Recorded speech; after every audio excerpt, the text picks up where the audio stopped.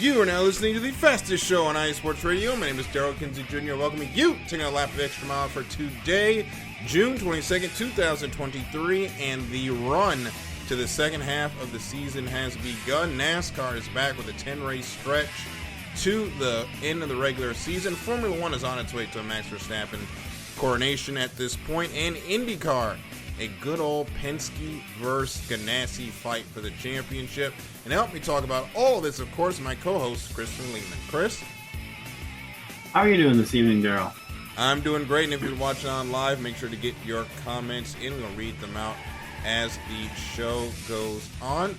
I thank everybody for joining us. And folks, before we get into things, I think we need to tackle the big news that went on during the week, which, of course, was the OceanGate Titan submersible. It has been declared official that the submersible was lost with all hands.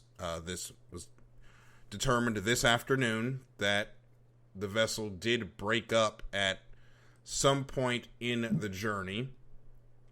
There was an interview by James Cameron that has been making the rounds that it appears that they may have noticed that there was an issue and tried to come back up, but there was depressurization before they were able to make it to the top of the water. And Chris, this story kind of gripped the nation and the world if you're on social media this last week, just with everything. It really felt like everything that could have gone wrong with this whole sub did go wrong. Just looking at the construction, the regulatory issues, it was just a bad deal all along. Yeah, I think anywhere you looked on social media, people were certainly talking about it. I think it drew a lot of attention to the industry that's really opening up. I mean, ocean tourism is in its infancy as far as I'm concerned. I mean, people aren't really specifically underwater. Obviously, cruises and stuff, it would be considered ocean tourism, and they've been around for a long time. And they're mostly safe, but we have, of course, we have seen our own, we have also seen issues with ocean-going cruise ships. We've seen them flip. We've seen catastrophes. I think it's really,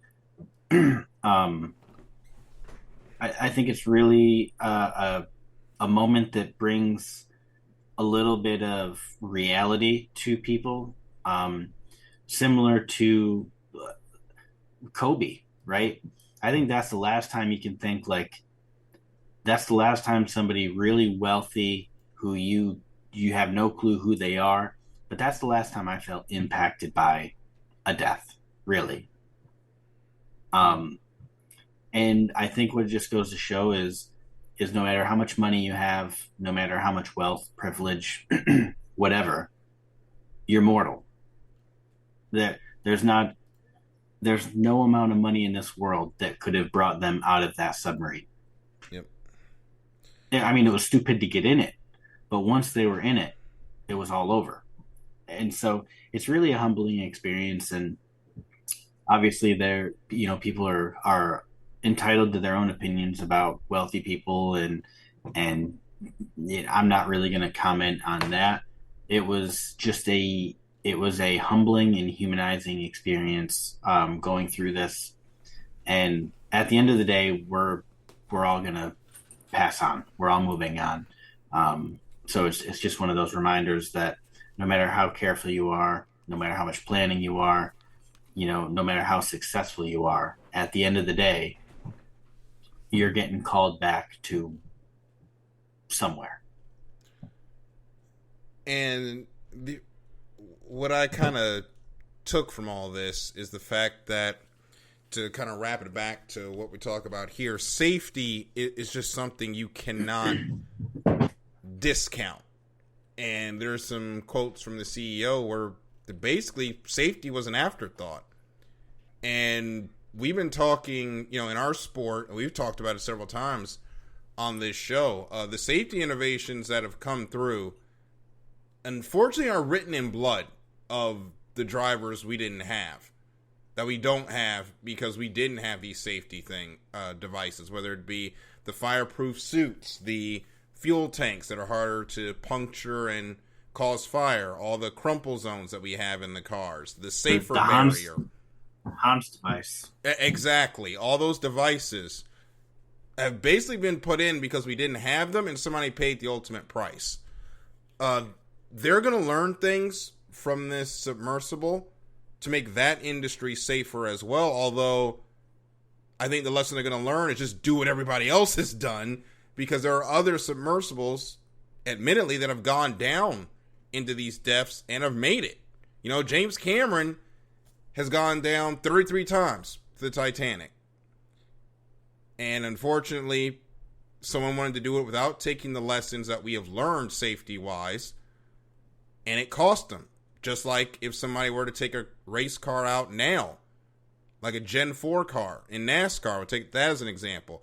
Take away all the safety lessons we've learned over the last 20 years and try to race them like we do now, you're going to have a tragedy, unfortunately. And now there are 5 individuals that are no longer here.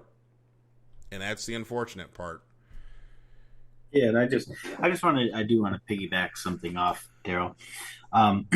Just this industry is in its infancy.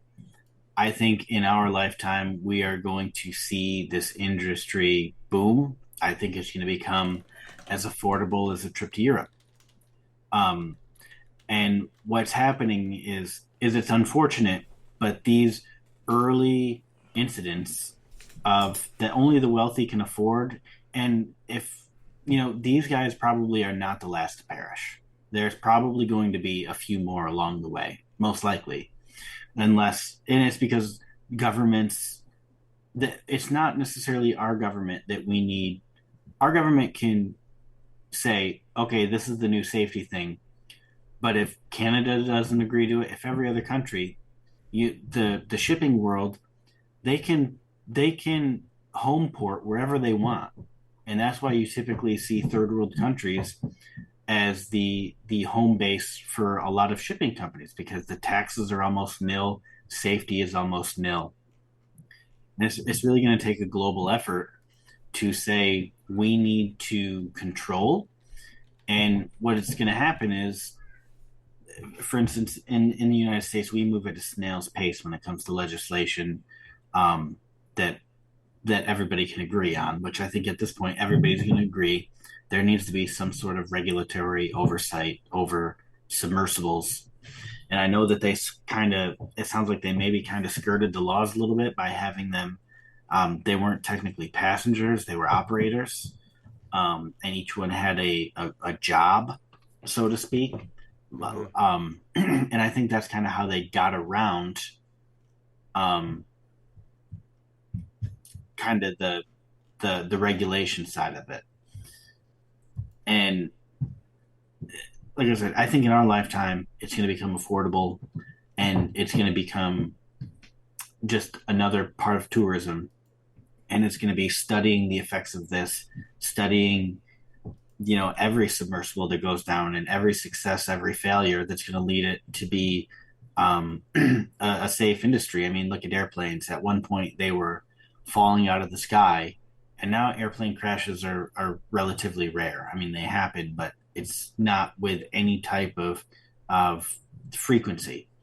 And I think that's how ocean travel is going to get, but it's just in its infancy right now, and it'll get better.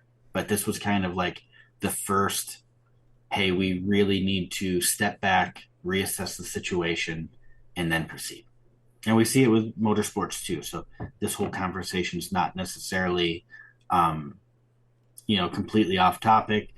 We see even with this current generation car, something bad happens. Kurt Busch is out with a concussion. Alex Bowman's out with a concussion, and they say, hey, we're going to the drawing board. What failed? Let's understand the science behind it, and let's figure out how to fix it. And I think that these two conversations, especially when it comes to motorsports, I think they really go hand in hand. Yeah. I mean, we've seen it in Formula One, which is probably we'll will start first, but we've seen in Formula One that a lot of the safety innovations that came through there. At one point, they were sitting on the gas tank in racing suits made out of cotton, and we advanced from there. We got smarter, and hopefully we won't make the same mistakes twice. And of course, we want to pass on our deepest condolences to the families of the victims of this tragic accident. And it's going to be a rough time for them. And we will try to get to the business of talking motorsports this week as we get into... I would just say that we also definitely and sincerely send our condolences to the Pakistani refugees that also drowned this week. Yes, we cannot forget that either. So, there's certainly a lot of tragedy that's happened on the water this week, and that's not resting lightly on us as well. Yeah, it has been a bad week to be in the water, obviously, with the losses that we have seen, and now we will try to get to what I always say after situations like this, what really feels trivial, which is talking about the racing that's coming up this week and what we had last week. So we'll go ahead and get into that to entertain you on this evening. And of course, we will start with a quick wrap up of what happened this weekend. We had our last weekend. It was a twin bill of open wheel racing this week with IndyCar at Road America and the Grand Prix of Canada in Montreal, Quebec, Canada. Thankfully, the wildfire smoke did not cause any issues. It was a wet qualifying session for everyone. Max Verstapen ended up on the pole, ended up winning the race, so he's pretty much on his way to a championship at this point. And Chris won a couple bucks. And Chris did win some money off this race, but I think the interesting thing that came from this is the Mercedes pace is legit, at least for Lewis Hamilton. He was in there with a fight with Fernando Alonso. On this day, Alonso did get higher. He ended up finishing second to Hamilton's third. But with these two going at it again, first, everybody got McLaren flashbacks to their rookie year. But also, their success is going to put a lot more pressure on their teammates. Now, last week we talked about the situation with Lance Stroll, I think at length. But the situation with George Russell is going to be the same. He had an opportunity to win that race in Abu Dhabi when Lewis Hamilton had COVID before Mercedes pit stop, but he has not looked that great at times this year.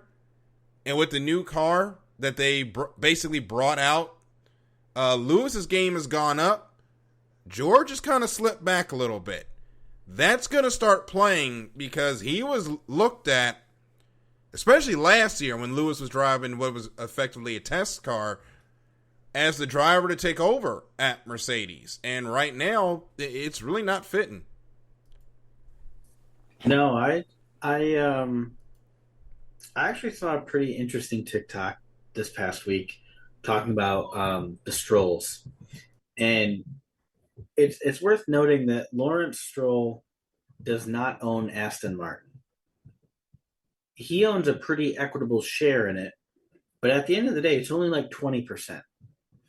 So as much as we think that Lance Stroll's seat is untouchable, it's not as untouchable, I think, as many people are giving it credit for being. I actually kind of came away from that video thinking that seat's probably actually going to be revolving here pretty soon, probably at the end of the year. I doubt they kick him out mid-year.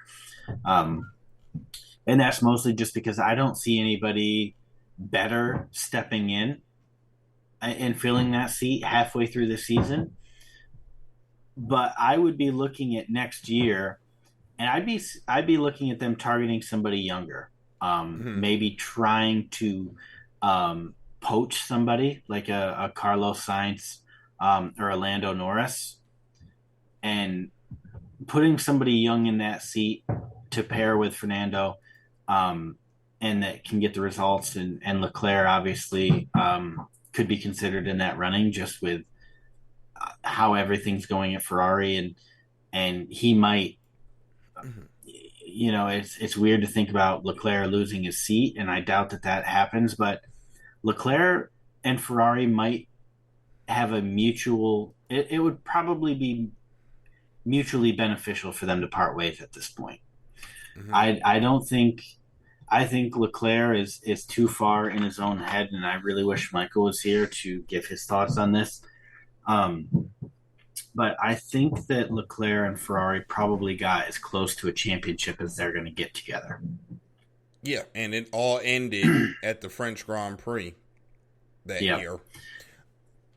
but so with that being said about Lance, is I do think that his seat is probably gone at the end of the year, just because he solely has caused them to lose P2 in the constructors. Fernando's done everything he can. He's driven the wheels off that car.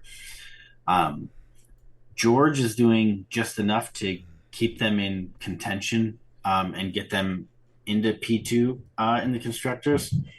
But that's not enough if you're going to take on Red Bull next year. And especially with Checo doing what he's doing, he hasn't podiumed 3 consecutive races. Um, I mean, we've already seen talks about Daniel Ricciardo stepping in, and I don't think that there's really any truth in those. We say he hasn't podiumed. I mean, his best finish has been fourth. He had a disaster at the Monaco Grand Prix. He finished fourth at Spain and then sixth at Canada. That championship run that we thought Checo was going to be on, I think that's over at this point.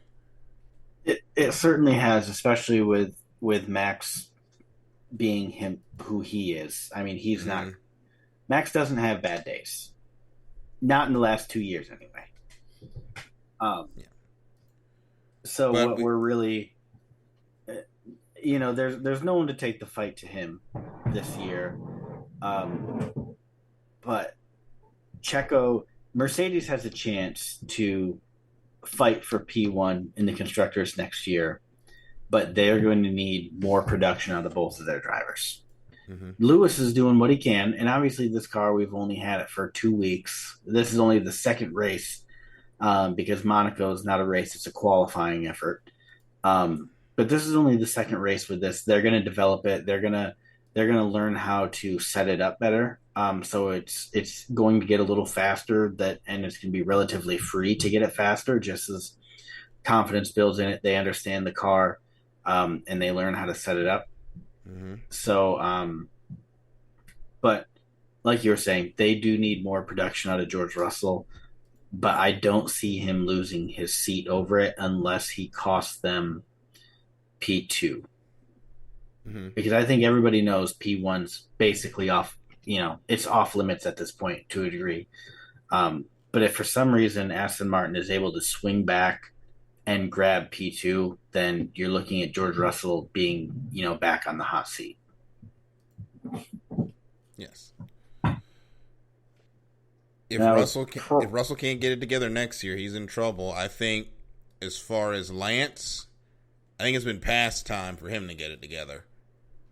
Yeah.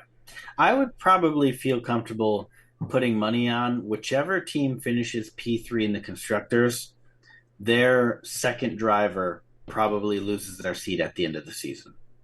Mm-hmm. Just because they're so close, there's half a season yet to go. I think that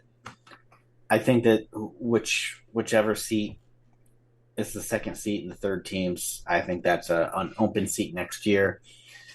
And I couldn't even begin to tell you who fills that seat. It's probably going to be Ferrari at this point. We're probably going to see it's probably going to be Leclerc that goes away at this point.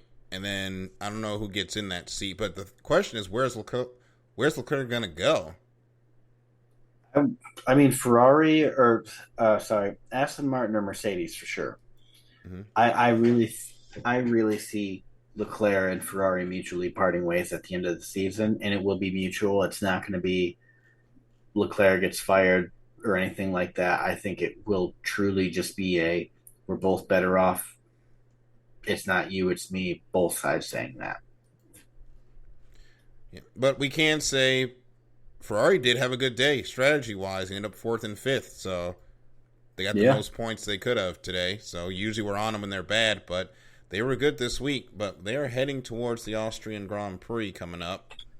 Actually, let me make sure that is right. They are going to have the schedule up. Yes, Austrian Grand Prix. That'll be next week.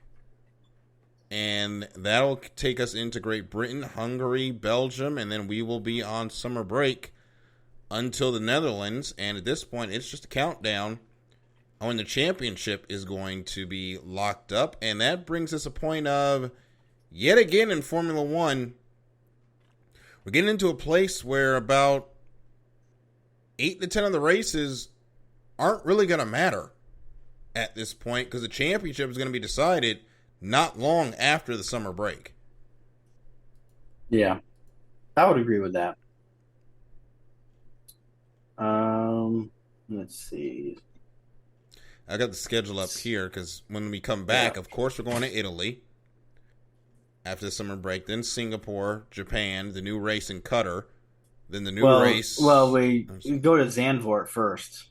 We come back off of the summer break in Zandvoort. Yeah. Well, I named Zandvoort, but. Oh, I didn't hear you say. I heard you go straight to Italy. Oh, no, I said Zandvoort after the break. Okay. I did not hear that. Yeah, then we have Italy, Singapore, Japan, Qatar. It's probably going to get decided between Japan and Qatar, and that is 1, 2, 3, 4, 5, 6 races that then become inconsequential, including your brand new race in Las Vegas. I would argue that depending on what happens with Checo and P2, so we've got 3 drivers fighting for P2 right now. We got Checo 126, Alonso 117, and Hamilton's coming up in 102 right now. The more that these guys are fighting over P2, the further Max is getting away. Yes. And I actually have a feeling that these 3 are going to be 2 and 3 on the podium probably the rest of the year. Under normal race conditions, it's going to be 2 of those 3s on the podium with Max. And at this point, I probably see Max going on a tear. Yeah, I can actually see him winning out the rest of the season, and that's probably actually probable. Yeah, and speaking of Max, go ahead. I was just going to say, if that's the case, I'm looking at probably like Zandvoort, Italy, before it's over. I mean, I think it's kind of over now to a degree, but I think mathematically, probably Singapore at the latest. Yeah, I think realistically, it's done. As we go on with this championship, constant championships by Max, he made a interesting comment in a recent interview saying that all the championship victories aren't going to keep him here, which makes you wonder how long is he going to stay in Formula One. And when you look at how old Max Verstappen is, he is currently 25 years old. 25. He's been in Formula One since he was 19, which just feels off. But it seems like he wants to go do some other stuff racing-wise. And it's going to be interesting to see a Formula One Formula One world champion leaving because he needs another challenge. In his prime, too. Yeah. I mean, you got to think he's under contract for 5 more years. He's 30. That's, I mean, right now, as crazy as it is to say, he's not really even at his prime. He's blessed with a very good situation, and he's a relentless racer. I think that's probably saying that he probably has the most passion for racing out of anybody on the planet. Probably is not an inaccurate statement. just because I mean this guy's in the if he's not racing, he's in the simulator racing. I mean that this is what he lives to do. Um, it's going to be crazy to think that at 30 years old he could retire because I think he's more or less said like I'm done in 2028. That's my last season. I'm not renewing. I'm out. Is kind Yeah. of more or less what he said. And he also said if the schedule is going to keep getting longer, he's going to leave too. Yeah, and quite a few drivers have said that actually. So I think that that's kind of and pardon my French here, but that's kind of like a fuck around and find out situation that Mm-hmm. Formula One needs to really evaluate. Um, but I don't even know what he'd do. I don't think it's anything we think he'd do. Like I think our first thought is, oh, he's gonna go to IndyCar or NASCAR or supercars or IMSA touring, whatever. I could see this dude just doing the most random shit, Mm-hmm.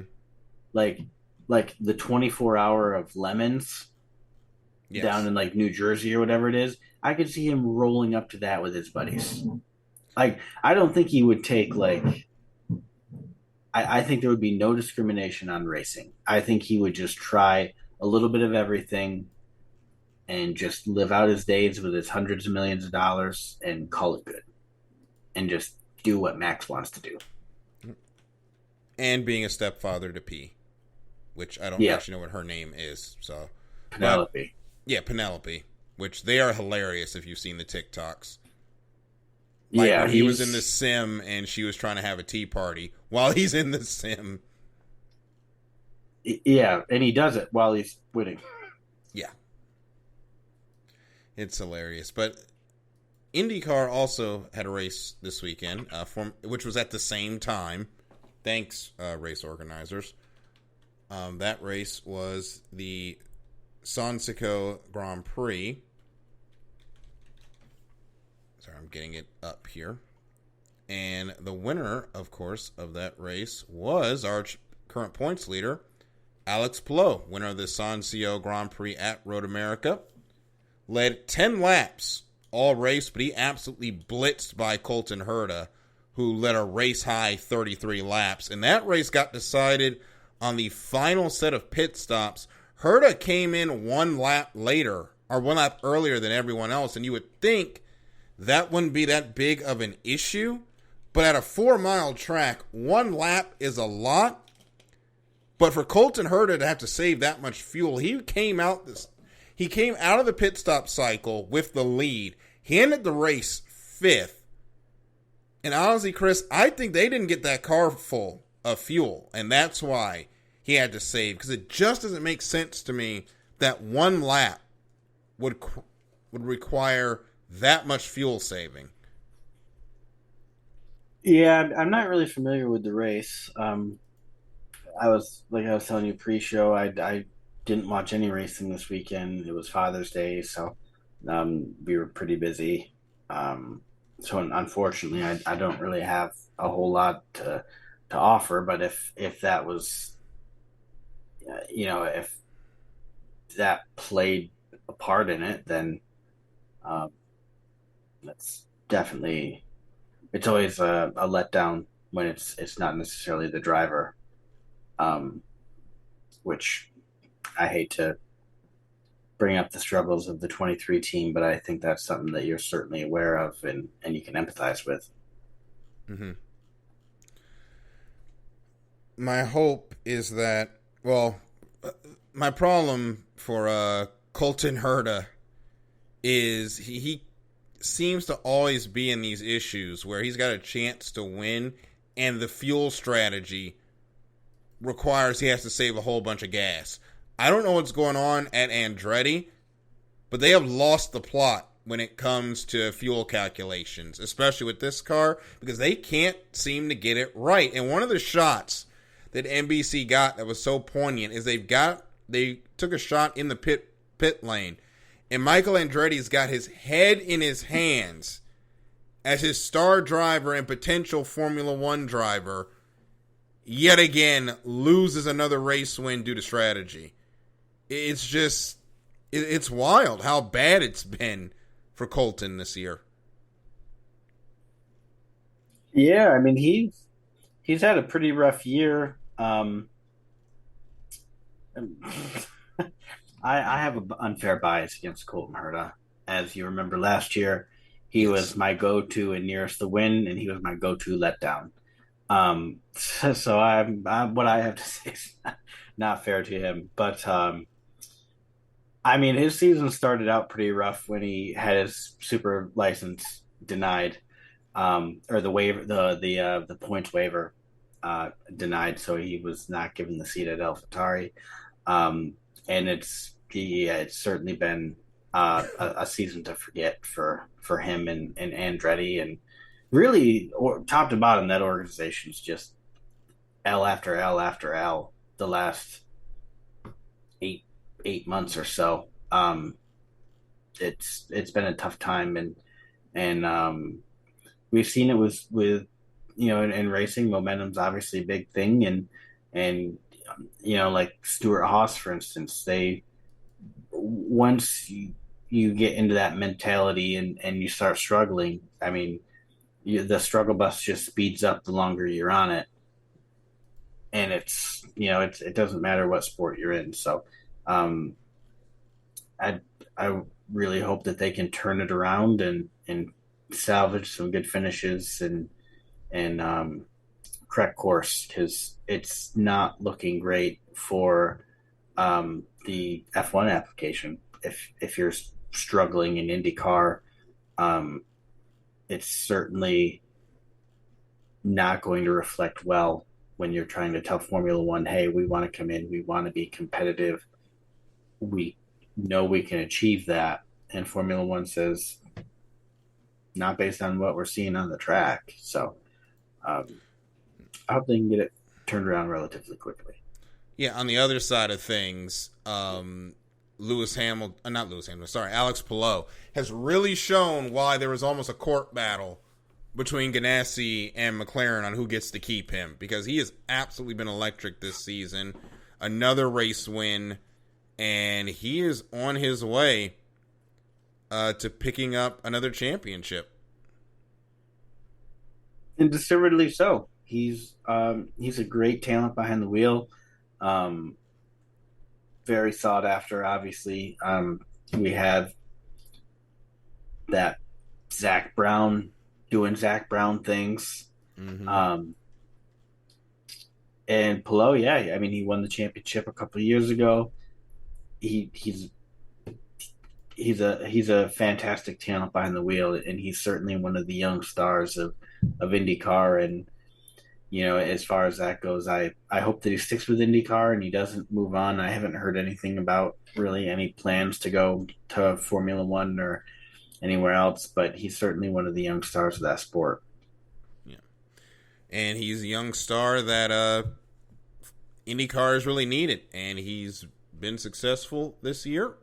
Picked up another race win. Currently, he leads the championship by a healthy margin as we go over to the driver's page. He's got 324 points to his teammate Marcus Ericsson's 250. Joseph Newgarden is third with 243 points, and we are now rolling into a crucial part of their season, as IndyCar season will come to the end in September at the Grand Prix of Monterey. So we are in crunch time now to really decide who's going to win the championship, and it's going to start out July 2nd, the Honda Indy 200 at Mid-Ohio. That has always been a great track for IndyCar, so that's another one where qualifying is going to be extremely important, because there's not a lot of passing zones at Mid-Ohio. So if you have a bad Saturday qualifying run, you're going to be in trouble when the green flag drops on Sunday. Yeah, and just going back to what you said about kind of coming into a very critical part of the season. We're down to a couple months here left, and we're getting to the point, like you said, where every race counts. I mean, it counts all season, obviously, but things are really going to start shaping up. Some people are going to start separating themselves and kind of solidifying where they are in the standings. And um, just kind of goes back to what we were saying just a few moments ago about Andretti. They need to correct their course and figure out how to finish these races. They do a really good job, half, three-quarters of the races, but um, it comes down to that finishing effort and riding that out down the stretch here as we come into the final 2 months of the season. Yep. And I can't wait to see how it wraps up. You can obviously watch the next race from Mid-Ohio. That'll be on NB. Actually, that's going to be on USA. I'm sorry. And, of course, on Peacock. The NHRA also running this weekend. They will be in Norwalk as they are continuing their run towards the the Dodge Power Brokers NHRA US Nationals in the end of their regular season. And, of course, going out to Norwalk, one of their big races in Ohio. And after that, they will go into their final real Western swing as we're losing Pacific Raceways off the schedule. I'm sorry, I was right the first time. I'm sorry, I'm looking at the wrong screen. Bandimere is going away in outside Denver, Colorado after this year. That track has been sold and racing will cease there. So, unfortunately, NHRA is in a crisis of racetracks, and they really need to start having a discussion on how they run their national events. Because in the last few years, we've lost Atlanta, we've lost Dallas, we've lost Bandimere, we lost E-Town. That's a lot. That's 5 NHRA national event races, tracks that have shut down. Virginia did not come back to the schedule this year. So that's our last 5 years, 6 races that have fallen off the schedule. And Chris, losing tracks, losing national events, that is not what a healthy series makes, to be honest. No, certainly not. You really can't be losing out on your venues. Yeah, I mean that's really all you can say about that is if you're losing venues and it's happening with any type of regularity, which I don't really follow that very much. So I'm not really well versed in it, but just as a common sense standpoint, that's not a good way to do business, and it's a hard way to keep and retain fans, especially in those specific areas too. I mean, if having events in areas generates income, not everybody that attends every sports event is a fan of that event, that sport, what have you. But if the tickets are priced right and there's not much else going on, you're going to get some people in there. They're going to spend some money. So it's certainly not a good look that they are losing some of their venues. And what I will say, as far as NHRA goes, is we have a great national event quality racetrack about an hour away from where I live. No, they're not in your sanction, but somehow y'all are going to have to work that out. They could come race here. Have the Maryland Blue Crab Gnats, or whatever they want to call it. Or the NHRA Southern Maryland Gnats, whatever they want to call it. But it's hard for me to follow it when we keep losing our event in our area. And I mean, the closest they really come to me now, especially with New Jersey going away, is Maple Grove. But that's in September in Pennsylvania. Like, that's my only chance to see him. So it's tough. And it's tough for me to do that right now because my fiance's still in school trying to finish up. And, I would take her rather than go alone. So it's difficult, and it's something that the NHRA desperately needs to work out. There was no NASCAR this week, and we'll get to them in just a minute, as H1 Unlimited is back. They are going to be racing in Guntersville, Alabama this weekend. Tomorrow we'll start testing on the new 2.5-mile race course there in Guntersville, Alabama, the fastest water on the south. 8 boats will be in the pits for the Unlimiteds, taking to the course. It will start tomorrow, of course, as I said, with testing, getting acclimated to the new circuit. Chris, I don't know if you got a chance to watch their races last year, but these are the fastest boats on the water. It's an invigorated class this year with 8 boats ready to rock, at least for the first race of the season. It's going to be a lot of fun seeing these things rip around in Guntersville. Yeah, I watch a little bit. I don't really have the opportunity to watch, whole events or anything, but I've certainly always enjoyed watching, highlights and stuff kind of all throughout my life. Watching kind of boat racing in general is just very intriguing. Mm-hmm. Um, but yeah, since I've joined the show and saw your passion for it, it's certainly drawn my attention more to it.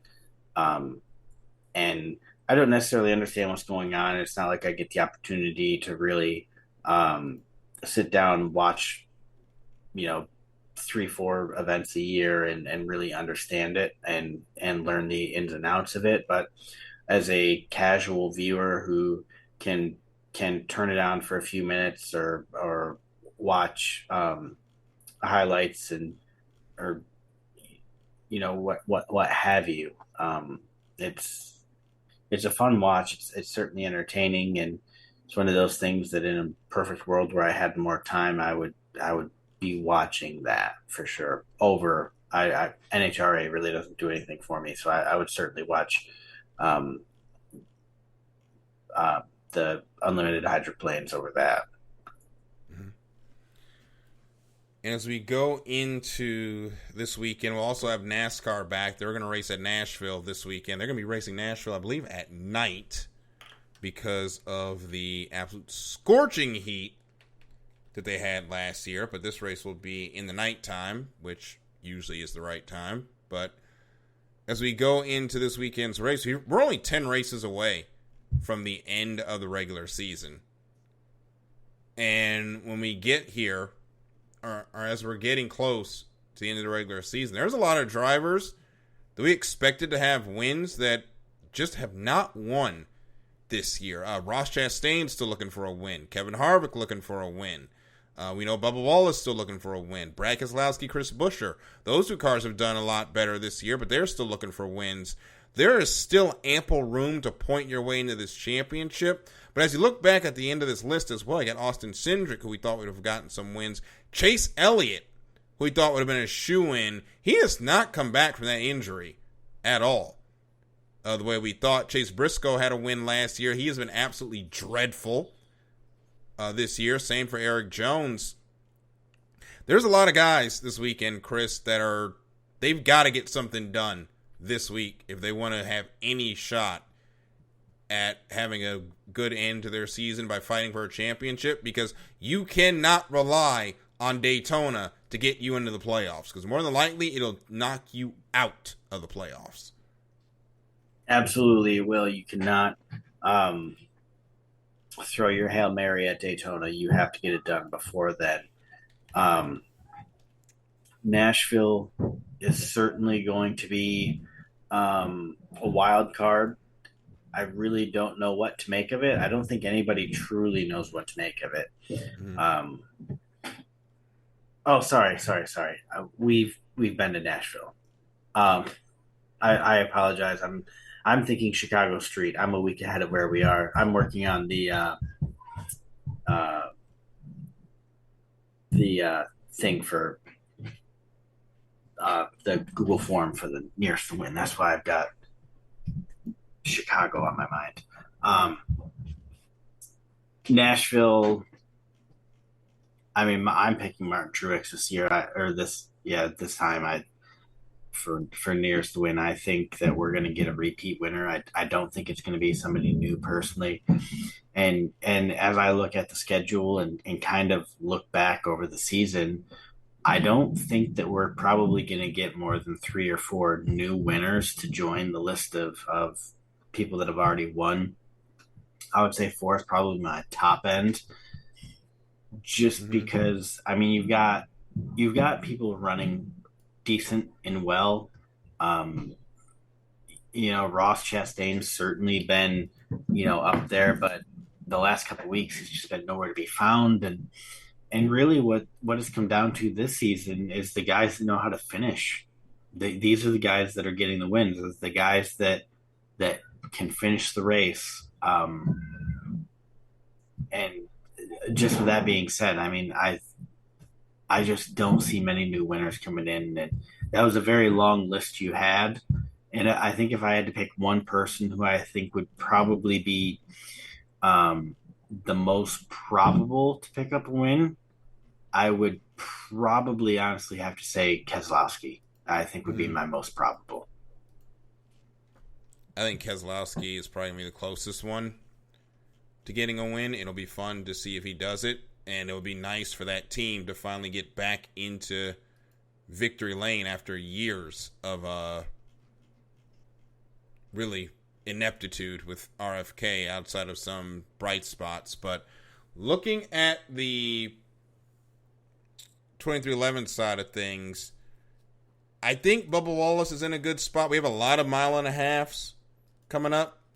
We also do have a couple of super speedways as well, although he's kind of checkers or wreckers at those tracks. But my concern for Bubba is going to be July 2nd, that Chicago street race.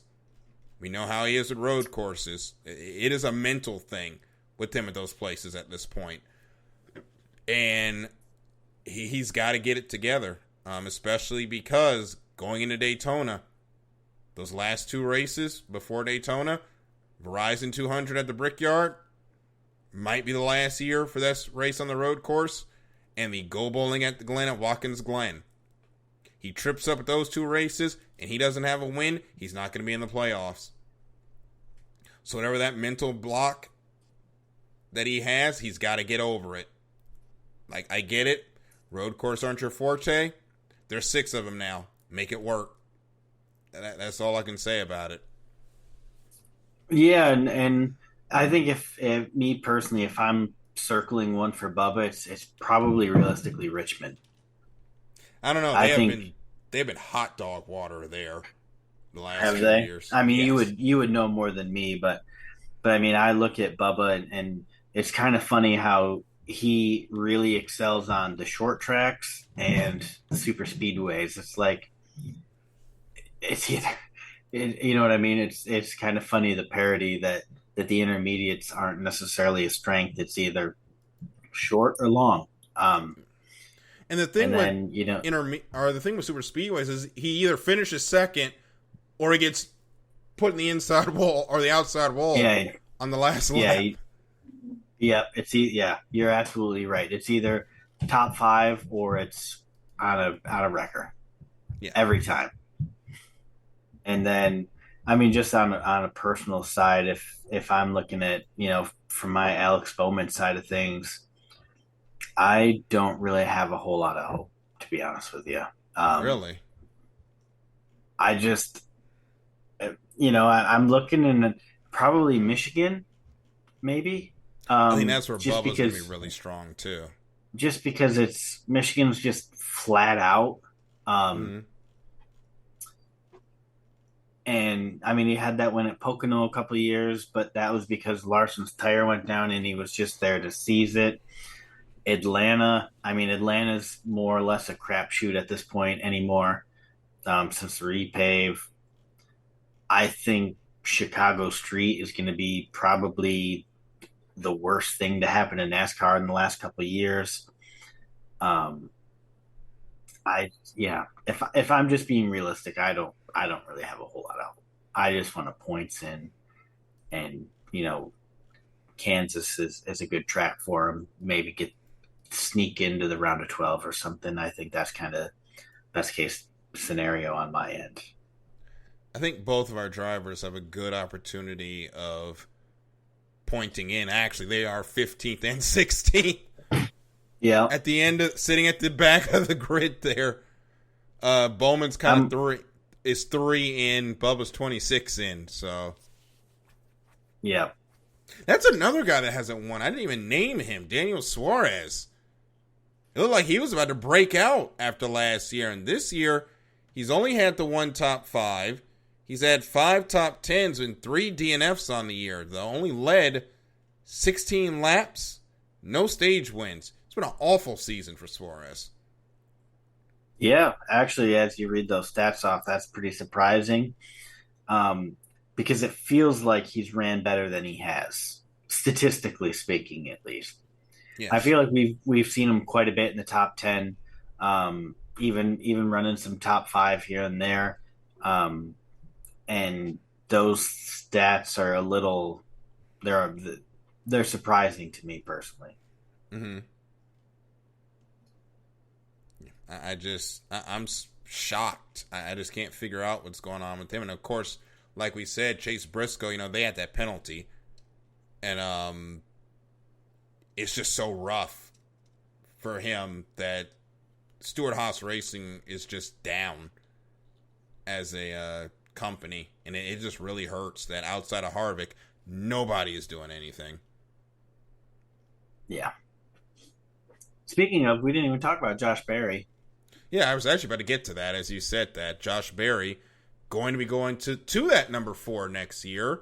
What are our realistic expectations for him going from Chevy not only to Ford, but a Ford team that seems to be on the skids right now? I think if I'm being actually realistic and not optimistically realistic, um, in my head, there's a difference between those two. Um, I'm looking at P20 to P15 in points, maybe the playoffs, but most likely not. Probably like a first out type of situation. Mm-hmm. Unless he's able to grab a win, which certainly with plate tracks and stuff, it's not out of the realm of possibility. But I really don't have a whole lot of expectations, and I mean, realistically, is the Stuart Haas organization. I don't really have very high expectations for them. So how can I hold one driver higher than anybody else? You know what I mean? Yeah. This is the Kevin Harvick retirement year, and that's about it.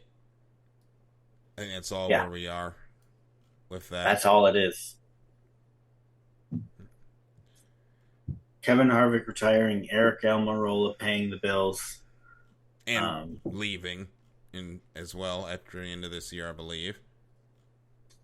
I thought he signed a 2. I thought he renewed. I think he renewed. I think this is the last year for him. I thought he renewed. I thought last year he did a 2 year. Yeah, I think the 2 year was last year and this year. Well, I thought it was like midway through. I thought last summer he signed a 2 year extension. I know we're both going to Google right now. I need to. I had a different understanding of that 2 year extension. Let's see how long that is.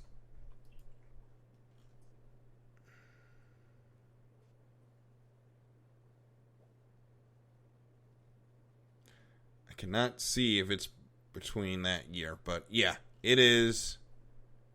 He did sign that multi-year deal. I'm trying to see what had years on it. Oh yeah,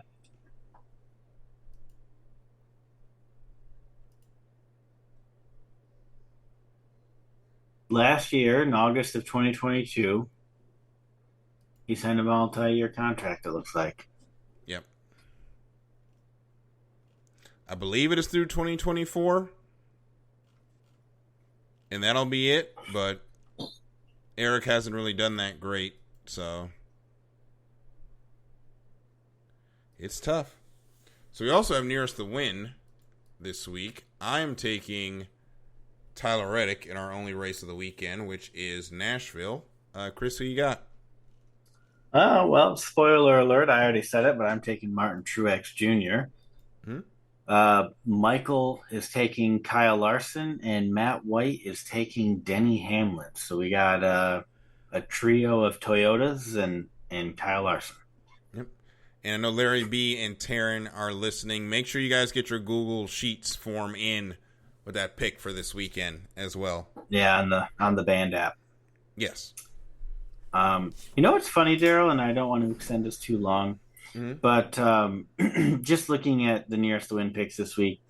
Remember at the beginning of the year, I'd say the first like 4 to 5 races, we were like, Chevy can't lose, Chevy can't lose.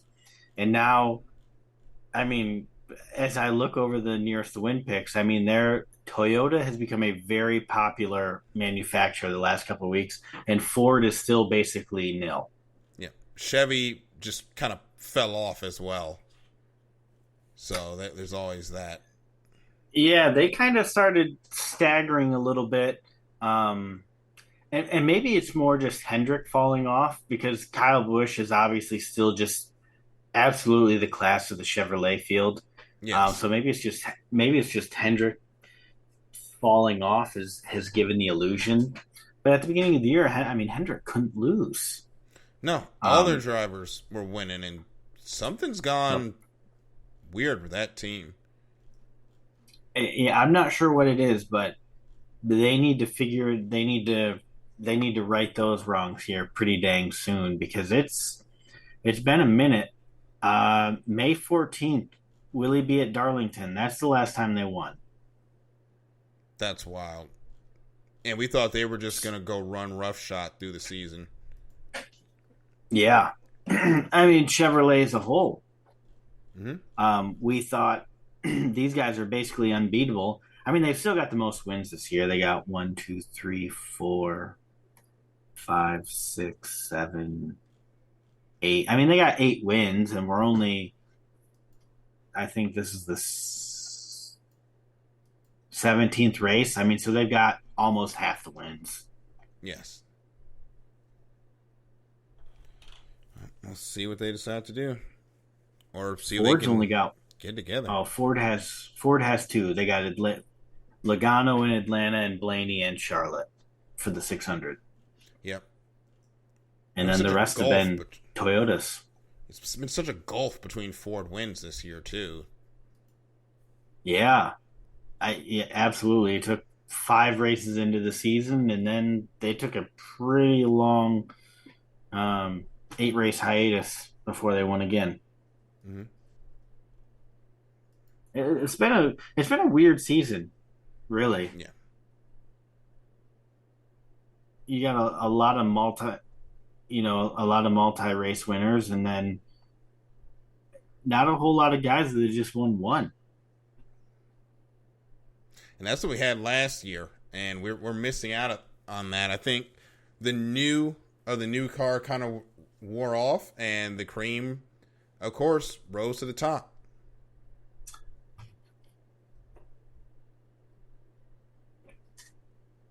Yeah. Wasn't last year we had 19 winners, but you had to take out Kurt Busch because he got the concussion, so it was 19 playoff eligible, but 18 winners or something like that. Or if Kurt Busch hadn't gotten the concussion, it would have been the first time in this era that we had 16 winners in the playoffs. Okay, and we didn't have that because Kurt pulled his entry because he wasn't going to be back. Yeah. I'm still gutted for Kurt Busch that's how it ended. Yeah.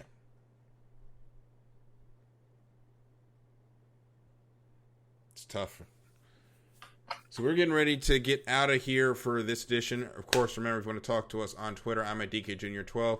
Chris is at Fiji Sims. Make sure you keep it locked to our Twitter, Facebook, and Instagram for IE Sports Radio. And, of course, our Twitter and our TikTok for the show. And if you missed any episode of any IE Sports Radio show, make sure you check out the YouTube repository and anywhere you can hear your podcast. Also, check out IESportsRadio.com, get some merch, check out all of the shows, and join the Patreon where you get some shout-outs, access to the... No. Huh? Patreon's over. Oh. You didn't see that memo. No, I've been running around with work, but check out the website anyway. Get some merchandise. Check out some of the shows and more. So with that, we're going to say goodbye for this edition of the Extra Mile. For Chris, I'm Daryl. Thank you so much for listening. We will see you the next green flag. Good night, everybody.